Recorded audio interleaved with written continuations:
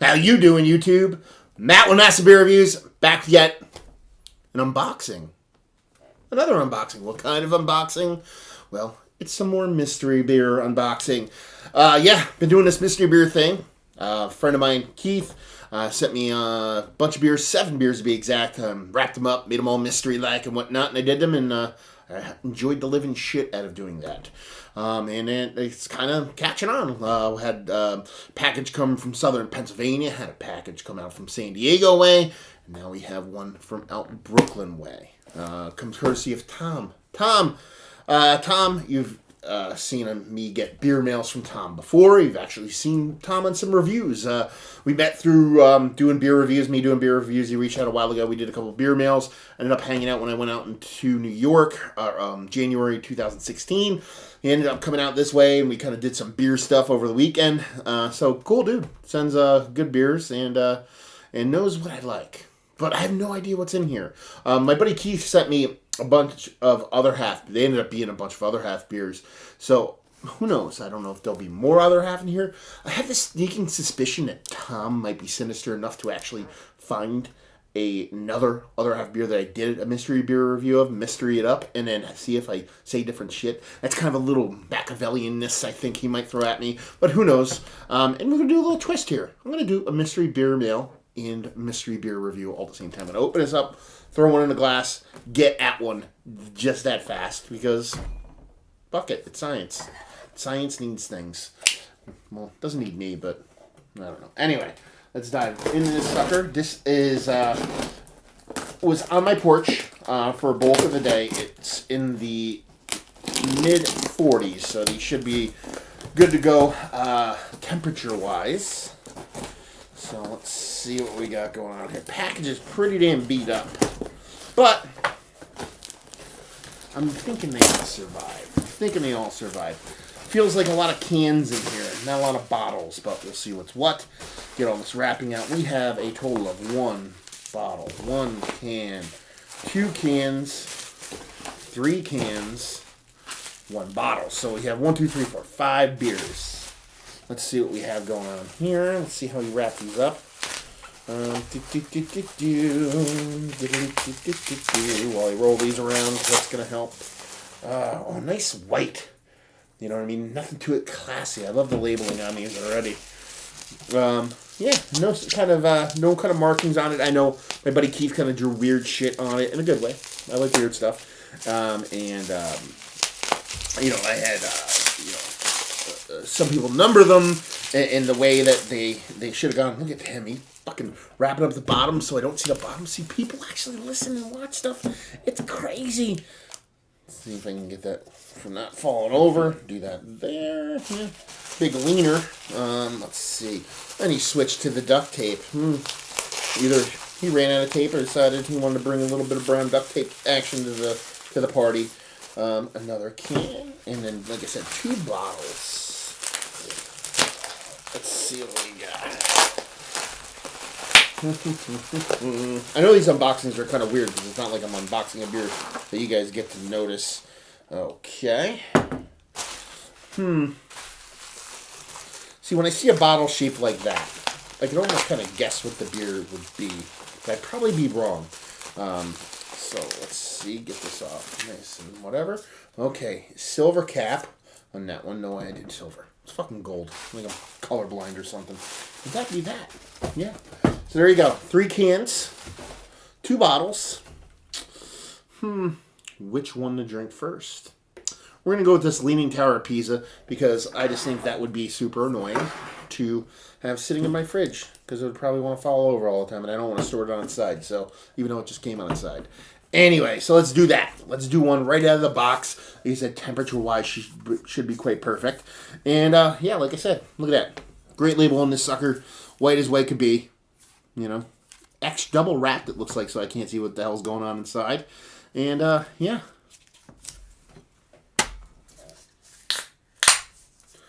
Okay, what does this beer hold? I'm going to get a little paper goodness going on this one.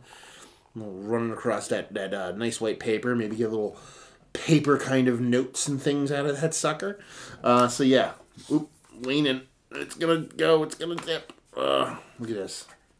Science. There you go. Okay. Two Fingers, just off white head. Infinite creaminess. Pretty uniform bubbles throughout. It's a mixture of them, but it's kind of like, makes sense, let's put it that way. And it's got a very, very bits and pieces kind of haze to it too. It's deep orange, but you're probably not going to be able to see it on camera. But there is bits and pieces of funk just floating around in that sucker. She's pretty dark too. You can see I have this light kind of down here to kind of illuminate some of the beers. It's really not letting a lot of light through. So yeah, that sucker be dark. What does it look like from here with the bits and pieces floating around? Could be a couple things. Could be your New England style IPA. Could be a Belgian. Those are my two guesses. But I'm going probably New England style IPA on this. So we'll see what's what. See if we can get a nose on this sucker.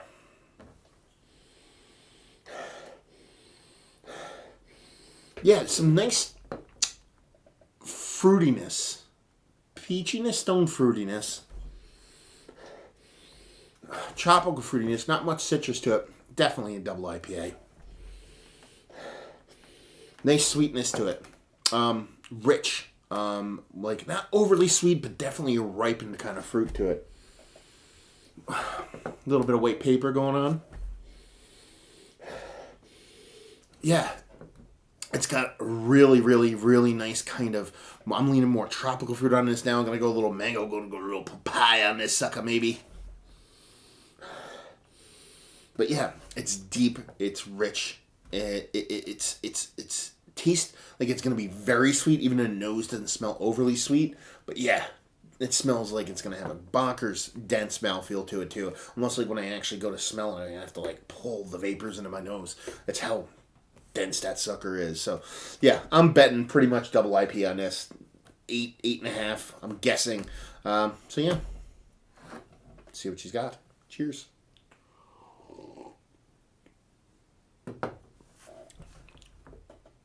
Okay, way more bitter in the mouth than I would have guessed originally. Dryingness to it too. There's something yeasty going on in this. I mean, the bits and pieces floating around in there. That could definitely be some yeast.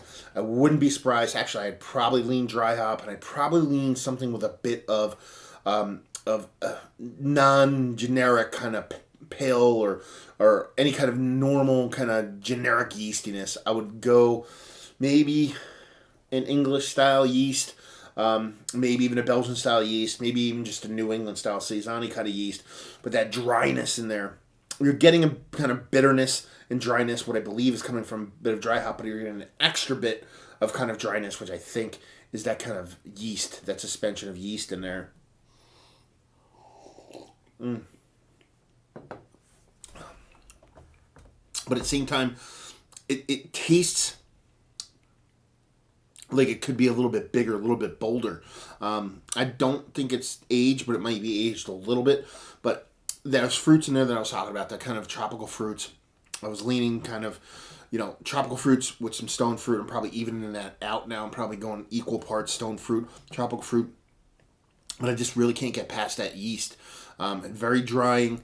And like I said, I wouldn't be surprised if there's a little bit of dry hopping going on, or extra added dry hopping to it, to kind of help bring those kind of hop bits and pieces kind of out and about. But yeah, I mean, God, that thing is murky as hell. Like, it's amazing how many bits and pieces are floating around the sucker. Now, it got moved around in the package. It was laying outside. I brought it up here. I unboxed it. So take that for what it's worth. Do I want to guess on this one? I could definitely see this being another half beer. Let's see. But I could see it being something else too. But who knows? Or even one of the newer guy offerings. Maybe it would be like a threes or something like that. But yeah, bitterness is there. It's not super danky. It's not super piney. It's more like a generic bitterness. Maybe like a little bit of kind of stocky green stockiness, like tomato stocky kind of bitterness to it. Definitely have the tropical fruit. Definitely have a bit of stone fruit. Not really much citrus there for me. Mouth feels really nice. but there is this kind of like overtly drying yeastiness to it too. So yeah, double IPA, 8% range. I think it's an American brewery screwing with a kind of experimental yeast, whether it be overseas or just a funky new yeast. But I wouldn't be surprised if this is a collaboration either. So yeah, let's see what she's got. Can't venture a guess. Like I said, could be other half, but it could be any of those guys up there. It could be a Mystic Beer, could be other half, could be a bunch of other breweries. So let's see what we have going on here. I don't think this is from a brewery that I've ever had anything from before. Greenpoint. Okay. Let's see what we got going on here. Greenpoint Brewing. There we go. Okay. Greenpoint Brewing. Double India Pale Ale. 8% alcohol by volume. It's a Vermont-based brewery. On the side here it says Double India Pale Ale, mountains of green hops in this IPA, citrus, mosaic, and centennial hops across tonal tropical fruit, juicy citrus hop aroma and flavor, mass quantity of dry hops, easy bready malt, light bitterness. Drink this beer immediately. Nothing about the yeast in this, so I'm kind of surprised that it's a quote unquote base kind of yeast. I mean, there could be a little. There's more. Maybe I should read more. It says, who we are. In the early 19th century, Greenpoint was the center of our country's black arts industries. The people who worked these coal, oil, lumber, and shipping factories were a mix of immigrants from all over the world. Today, our community thrives with artisans and craftsmen alike. Our beers are influenced by European styles and artists of today. Greenpoint Beer and Ale, powered by community. So, I mean, I don't know if they're using English yeast, but like I said, I get kind of an English yeast kind of vibe off it. Well, English, Belgium, I was kind of leaning on there. Definitely nailed the dry hopping portion of the show. Citra, Mosaic, Centennial hops. I really didn't get much citrus out of this. It was more tropical fruit and stone fruit. I wouldn't be surprised if this can had a bit of time on it.